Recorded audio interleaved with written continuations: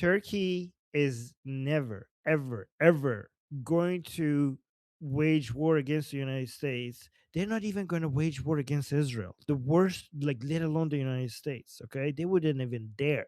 They didn't even dare cut economic ties with Israel when everybody was pressuring them to do so. They didn't even do that. They cut when they came out and threatened Israel regards to cutting tie. They cut 10% of their trade with Israel. They didn't even completely tie their trade with Israel. They rely on trade. Okay, so give it. Oh yeah, we're Muslim. We're leader of the Islamic world. Like, yeah, while continuing your trade with Israel. Sure, sure. It's a whole. It's all a bunch of virtue signaling. I'm not saying they're not going to be a major problem, but they poke. They don't attack. When it comes to causing problems for Israel, they poke. Okay, they don't come up with a sledgehammer. Okay, they cause troubles here and there, but they're never going to do anything like the Islamic Republic. Okay, so when it comes to the enemies of United States, we only have four. Okay, the Islamic Republic, China, Russia, North Korea. Okay, North Korea, local problem. They're a problem right where they are. Okay, they're never going to come, and they don't have the ambition to destroy the White House or anything like that. They're a local problem. Okay, they're a South Korea problem. Okay, Jeffrey, I know you're disagreeing with me and you want to speak. Okay, but let me just finish my points. Okay, North Korea is a local problem. Russia is a Eastern European problem. Okay, they want to take Ukraine. They want to take some Eastern European countries. They are never going. They're not going to come attack Washington D.C. They're never going to do that. They have had such a big problem taking over the poorest country in Europe. They couldn't handle the poorest country in Europe. Do you think they're a challenge for the United States of America? Okay, I mean, their entire economy is as big as Spain, so that's not going to be a problem, especially. I'm not saying they're not a problem. They're going to be a problem for Ukraine. They're going to be a problem for Eastern Europe. Not a threat to the United States. Not a threat. Okay. Among these four, the only one who has global domination ambition is the Islamic Republic. And you can see what's happening to them. Okay. The rest of them don't have global dominations ambitions. The biggest threat is the CCP, and honestly, the CCP, they just had to get rid of their military commanders because of the level of the corruption that they have in their military. They can't. When it comes to China competing with United States, the only competition that people are asking whether they're going to be able to overcome United States is in the Pacific. They don't have the global presence of United States. They are no match to the US military. Okay. The only place that they might overcome, big maybe, Americans, is around Taiwan, around the Pacific. And that's a big maybe. But if they ever win over United States, it's in their own neighborhood. They are not a problem for United States globally. I mean, problem, yes, they could cause a lot of expenses, a lot of hassle for Americans, but to defeat the Americans, here's the thing about the CCP: they're a threat because they're not the Lulu. Okay, the mullahs in the Islamic Republic, they're the Lulu. Okay, the Chinese, they're not the Lulu. They know their limitation. They know this is suicide. They know if they go into a head-to-head war on a global scale with the United States, that would be the end of them. That would be the end of their economy. The CCP is trying, like every year, the CCP is trying to add like a half of 1% to the GDP growth. So a country that is this obsessed in trying to increase their economic growth will basically do something that would devastate their economy for the next 100 years. United States is the main source of their output, the main source of their uh, uh, uh, income when it comes to export, the main source of their export. Like, guys, United States purchasing power of their citizens is nothing to make joke, like to make light of. This is the people want Americans. People want Americans buying their shit. Do you think China will attack the country where the most powerful customer base in the world exists? Everybody wants them. Everybody wants to sell to them. Why would they attack them? Their entire economy depends on it. They more than any other country in the world, they own US debt, and more than any other country in the world, they rely on being able to export to the global economy. economy. If they wage war on the United States, it's not just the US market that they will be losing, it's also the European market that they were losing. That would be the end of the CCP. That would be the end of them. They're not that retarded, okay? The Chinese people are smart. They might be on the wrong side of things. We do disagree with them. They are monsters. They are evil fucking monsters, but they're not retarded. No, they're not suicidal. They're not going to make such a mistake. So there is no world war. There's a cold war coming. There is no world war because there is no enemies for them to start a world war. All right. I missed most of that because my phone was acting up, but I will catch it. I will have my ass handed to me later on the recording. So, Okay. um, No, I'm not disagreeing with you. I'm disagreeing with that show that you watched. well, I I'm didn't watch it. You're disagreeing with the headline of the show. So I'm I will disagreeing see. with so I'm not disagreeing even with you. I'm disagreeing with that suggestion. Yeah, I mean, you are 2% disagreeing with me, but I think it's just because I am not. I think it's just how we're defining the differences of war. So I'm not, Maybe. but I'm Maybe the Cold War that I have in my mind, you would describe it, you would categorize that as a world war. Maybe you're right. I just think like when I think world war, I'm thinking about World War II, and I think what we're entering in resembles more like the Cold War between United States and Soviet Union. It resembles that more than what we did with like the Nazis. yeah, that's probably more or less true. It depends also too on how you're defining like I don't think we're necessarily gonna have a war directly on American soil in that way, and I don't even think it's necessarily gonna be on European soil. So if we're looking at World War I and World War II as just being on So European who's gonna soil, fight? Yeah, I that's don't not know. world war. A bunch of sand people fighting each other in the desert is not a world war. I guess it just depends on how you're defining it. Yeah, world war is when superpowers go to war with each other. Not the whole point of proxy wars is for us to avoid a world war. Like superpowers send their proxies against each other so that they don't confront each other to avoid a world war. Maybe World War III is just Space War That's not One. that's a space war. Yeah, that's a new category.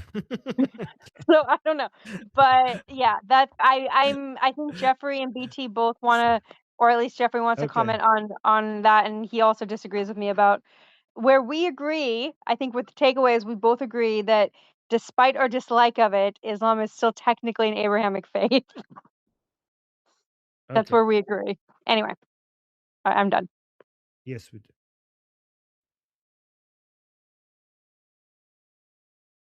Jeffrey, come on J- in. j- Okay. I'm going to predicate this with I love you very much, brother.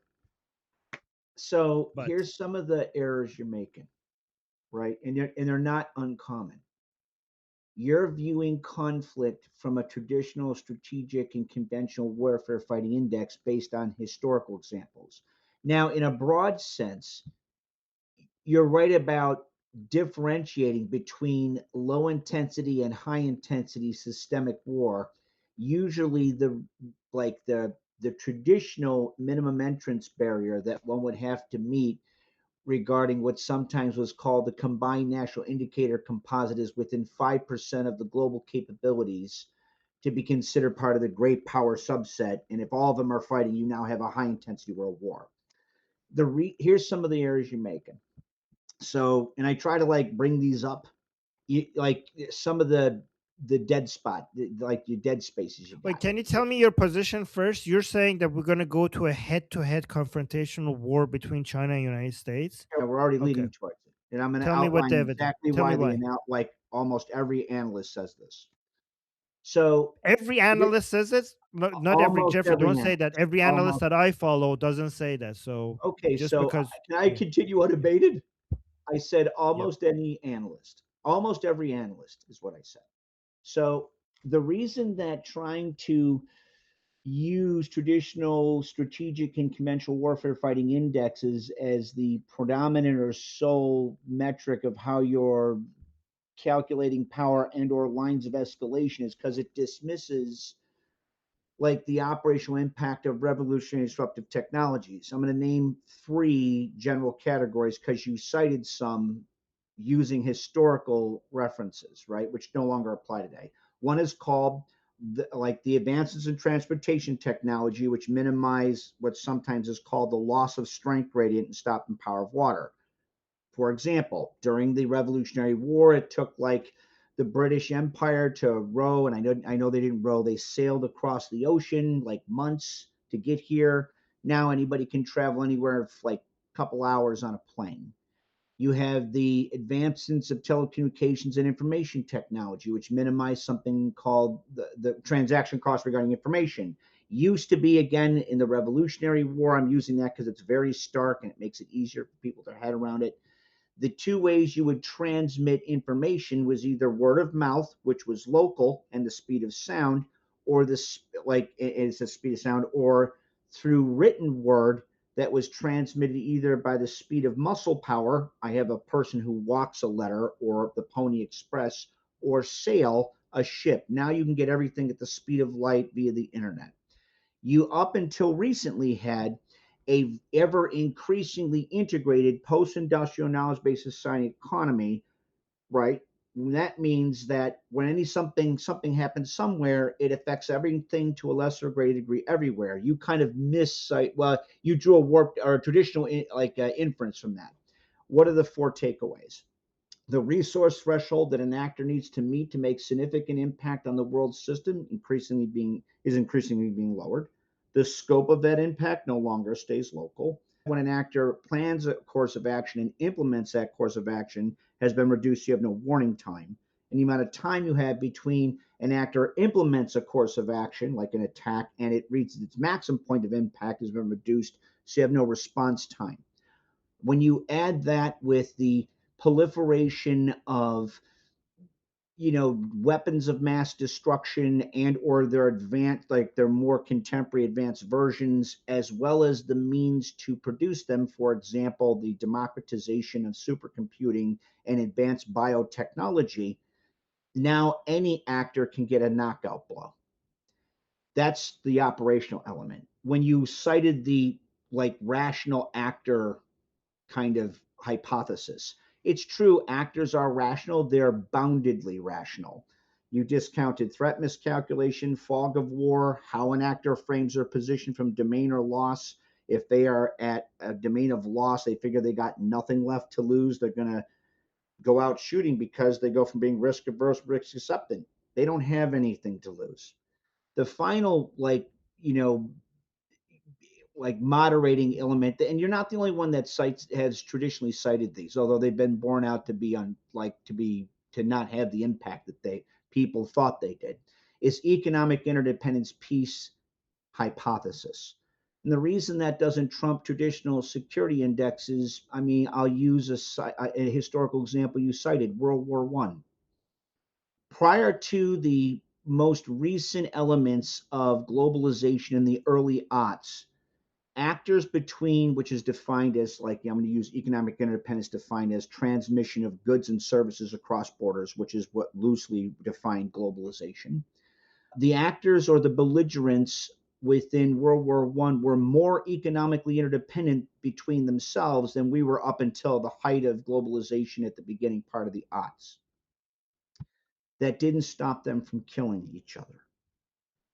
The reason why the Mullah regime cannot be allowed to obtain nuclear weapons is comprised of two things. The way they frame their position is pseudo-theological, meaning they are not traditional rational actors. And the other one is the operational impact if they get that capability. Things that limited, like belligerence during the Soviet era of the Cold War, no longer limits anybody. 19 assholes with box cutters, brother, took down 2 buildings, killed almost 3,000 of my fellow citizens, and kicked off 20 years of war. There's a reason Afa Siddiqui was referred to by the CIA and FBI as the most dangerous woman in the world. And they were right to say that at its time. I'm not saying, it's not that you're incorrect. It's that the analytical framework you're using is a traditional framework that now, because of all of those other additional indexes, is incomplete, brother. we are very much in the beginnings of a high intensity world war. Okay, so let me just quickly respond, because you're saying traditional, traditional, traditional. Yeah, I do believe in the traditional fact that people don't want to die, that they want to self-preserve, and I don't think that has changed at all, right? So that's the only way I'm being traditional. In fact, if in any way else I have been non-traditional, because I'm talking about, like, people, you keep saying like you'll be looking at things traditionally. I'm not. I'm actually doing the exact opposite, because traditionally the world hasn't been disconnected. And only if you look at game theory and you look at people's wanting their desire to survive, you could see. And I mean, and the crazy idea that the Chinese are not retarded will give you to the simple conclusion that they're not going to do anything like this. And also, you were completely wrong about most analysts agree with you, because I just checked, and apparently mo- the, the most analysts actually agree with me. So let me actually, I checked this, and I also then checked the sources. So I asked, okay, Gemini, and then I asked them to give me my sources. I asked Gemini, hold on, let me see what my question was. Let's go. Say, do most analysts think that U.S. and China will at some point go into war in the scale of like a world war? It says no. The general consensus among geopolitical and national security analysts is not that the United States and China will inevitably engage in a military conflict on the scale of a world war. You specifically told me that most analysts agree with you. I said they don't. I was right. It continues to saying, well, analysts widely acknowledge that the U.S.-China relationship is the defining geopolitical rivalry of the era. Most consider a direct full-scale military war to be a low probability, albeit extremely high impact scenario. Here's a breakdown of how experts generally view. Let me finish, please. Here's a breakdown of how experts generally view the likelihood and nature of a potential conflict. One, the preference for gray zone competition. Most experts believe that competition between the two powers will remain below the threshold of a direct armed conflict instead of a traditional warfare. The rivalry is largely expected to play out in gray zones. So these are the examples: economic and technological statecraft. The primary battlegrounds are tariffs, export controls, and a race for supply chain dominance. Cyber warfare. National security experts frequently cite cyber capabilities, infrastructure infiltration, and espionage as the main domains of active daily confrontation. Influence operations. Both nations are competing heavily for diplomatic and economic influence in regions like the Indo-Pacific, Africa, and Latin America. So that was not one. Two, power structure deterrence. Analysts point to two massive deterrents that make a world war highly unappealing for both sides: mutual economic destruction. Again, I knew this before I even checked this. Mutual economic destructions. The US and Chinese economies are deeply intertwined. A full-scale war would collapse global supply. A full-scale war would collapse global supply chains, sever vital maritime trade routes, and trigger a catastrophic global depression. Neither government wants to absorb that level of domestic economic devastation. Nuclear deterrence. Both nations are heavily armed nuclear powers. The doctrine of mutually assured destructions heavily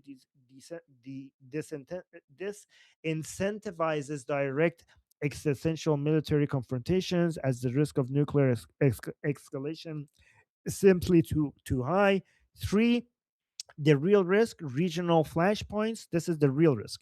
While deliberate world war is viewed as unlikely, analysts are highly concerned about the risk of regional conflict or miscalculation that spirals out of control. The most heavily scrutinized flashpoint is Taiwan, alongside the South China Sea. The escalation scenario: if a military crisis were to occur over Taiwan, experts warn it could quickly draw in U.S. allies such as Japan, Australia, and the Philippines. Analysts caution that even a localized conflict would likely become a grueling, prolonged war of attrition, with devastating global consequences rather than a short, sharp battle. I'm pretty sure that if this war starts and World War II is going to be so significant that many people will call it a world war.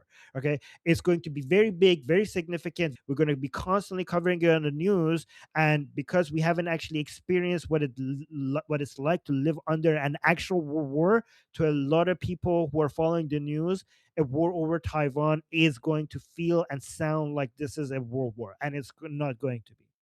Some military analysts have pointed to the late 2020s, often citing 2027 as a period of heightened risk due to China's military modernization goals. However, many political analysts counter that Beijing's preference remains achieving its goal through coercion, political pressure, and economic leverage rather than a kinetic war. Recent assessments of US and Chinese defense strategies indicate that both sides are actively trying to manage their competition, while both militaries are preparing for worst case scenarios to maintain deterrence. Their overreaching national strategies generally focus on negotiating from a position of strength and avoiding unnecessary conflict. So, in summary, while the threat is taken very seriously by defense planners, the analytical consensus is that a protected strategic, economic, and technological competition is far more likely than kinetic war. Thanks. I'm sorry I was a little distracting. So, a couple of things, and I'd love to see the cited think tanks because I probably know who they are. The weights used by Gemini or ChatGPT, particularly when it comes to things like national security, is biased, and many people in national security can be complaining about that. That's like legitimately something that we've been complaining about for like a year and a half. That's fine. Game theory. So it's true. I mean, applying game theory, there's a different actors pursue. So one of the subsets of game theory is when an actor chooses between finite or infinite games. For instance, during this latter part of the Soviet era of the Cold War, there were increasing elements within the Soviet Union that advocated for a first strike against the United States because they knew the structural deficiencies of a Soviet socialist economy undermined their ability to sustain an infinite game strategy, right? So game theory doesn't just discount the idea that somehow actors will engage in conflict. The issue still stands, though, right? Which is gray zone conflict, or the impact of it is going up and up because of the global socioeconomic and technological trends that I outlined. It's not just a guy driving a car like a car bomb into a shopping mall anymore. Fine, like there's two other quick points. The regional conflicts escalating to a global war. That's exactly the line of escalation I cited. It's very much, there's the highest degree of probability that's going to happen. And finally, regarding the Chinese Communist Party's preferences of coercion over conflict, that's directly dismissed by the Chinese Communist Party's behavior. The Chinese Communist Party right now, its main concern is maintaining internal stability because they know if the people in the Chinese Communist Party fall out of power because of how ruthless they've been, their lives are measured in seconds. So All right, we need when to. you hold on, when you think of that, why is the Chinese Communist Party then focusing on developing capabilities that allow them to project strategic force all around the world, not just in the region, at the direct cost of taking resources away from internal stability and security? Jeffrey, nothing. First of all, blaming Gemini is very interesting. Usually people who, I'm not going to mention like the people who, anyways, I'm not going to say that, but I know how to use Gemini. I ask for sources. I then make sure that it challenges me, and I like, even if you don't trust Gemini, it's fine. I have listened to so many analysts, and I try to listen to a diverse set of opinions. Not a single one of them agrees with that point that China and United States are going to go to a full. And when I talk about game theory, nothing you say negates what I'm saying. If all you have to agree is that China and United States going to war is going to be devastating for both of them. Okay. Two, that China doesn't want that. The gains from this is zero. The cost is infinite. Premise now, these are the only things you have to agree. That their economies are intertwined. The cost for China is infinite. The benefit is zero. And the last thing that you have to accept, which I think is easy to accept, is that the CCP is not retarded. Everything else you say, it doesn't negate this. It doesn't negate these 3 points. There's nothing they get out of this, and they have so much to lose, and they're not retarded. I think we need to move on from this, and we could come back to this if you want. Okay, next on the list, I have Daniel Dome, but I don't see him here. Oh, there he is. Okay. Come on up, Daniel. Recently, I saw that the protests in Iran went back, and I don't know. Did you speak on it earlier before I came to the conversation? Wait, what did you say? So, It was do you hear me? yes, go ahead. Sorry, I was just checking something. Oh, I just asked on the protests in Iran. I saw that they renewed the protests. Sorry, that the Iranians actually managed to take over one of the IRGC bases. Is that true? Do you have any information on Now, that? no. The recent day, today, I don't know, recently. I mean, my assumption if that is that if that's the case, either it just happened within the last couple of minutes, or my No, Telegram not would have blown minutes. up. Okay, then no, I don't think so. Oh, all right. And I saw that the protests were renewed, people started to go out again, in big No, masses. this is what we covered yesterday. Okay, the Chelom, the 40th day anniversary, and also we saw in 2 cities people come out as well. We saw 3 things happen in 2 cities. People came out. One of them was Abdanan, but most of the crowds that you're seeing is the 40th day memorial of the people who died during the revolution, during the early January revolution. We also had a call to action by Prince Reza Pahlavi for people to chant from the windows and the rooftops, and those were the things that happened. Most, I think, it is very likely that if you see another wave of Iranian people coming out, you would probably, it's more likely for you to see that after a United States and Israeli attack, because a lot of, given what we have right now, a lot of Iranians are waiting for that before they come back in mass into the streets. Okay, and also a quick report. I saw that top-level Iranian official changes side and appeals for asylum in Switzerland. His name is Golmar Reza Derikvand. Do you know him? That was a while ago, I think. No. Yeah, I print screened it. Oh, it's February 9. Okay, never mind. Yep. All right. Well, and the last thing, your conversation about China, I think the biggest problem with understanding China that I not many people really go through all the history of of the CCP. They have a lot of references and stuff they historically they did, and a lot of small stuff that I'm not sure how many sinologists are actually covering them in that manner. If you are interested in China, there is one guy, his name is channel name is China Fakes Everything, and oh, Yeah, I you do saw that? follow him. Yeah. So I do think yeah, be careful with those, because as much as those reports are true, they only show you one side. Like I follow accounts that shows that everything is China is shit and breaking apart.